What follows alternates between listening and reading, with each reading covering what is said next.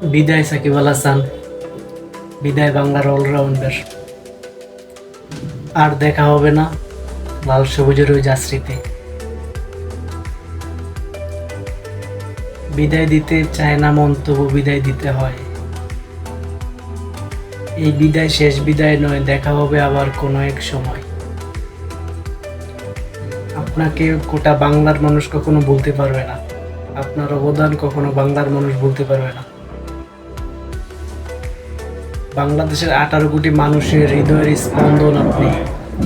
আপনি হচ্ছেন বাংলার ক্রিকেটের আবেগের জায়গা।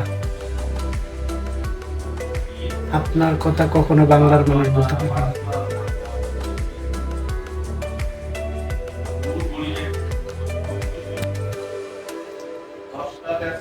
এই মানুষটারে তার শেষ ইচ্ছাটা পূরণ করা হলো না। তার শেষ ইচ্ছা ছিল বাংলাদেশ টেস্ট ম্যাচ দিয়েই তিনি শেষ করবেন তার ক্রিকেট ক্যারিয়ার।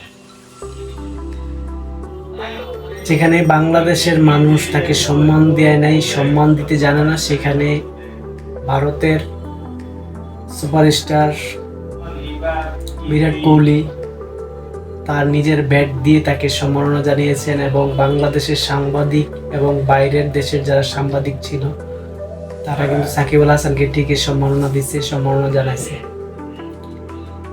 যতটুকু সামর্থ্য ছিল ঠিক ততটুকু দিয়েই কিন্তু সাকিব আল হাসানকে সম্মান জানিয়েছে।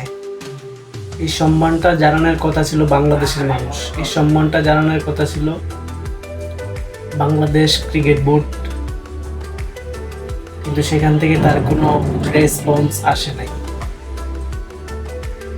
এটা খুবই কষ্টের একটা বিষয়।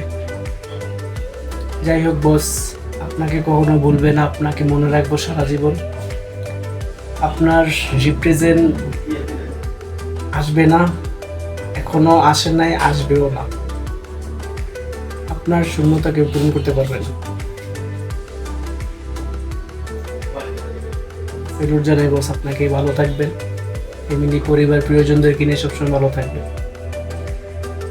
আপনার জন্য ভালোবাসা, অভিনন্দন।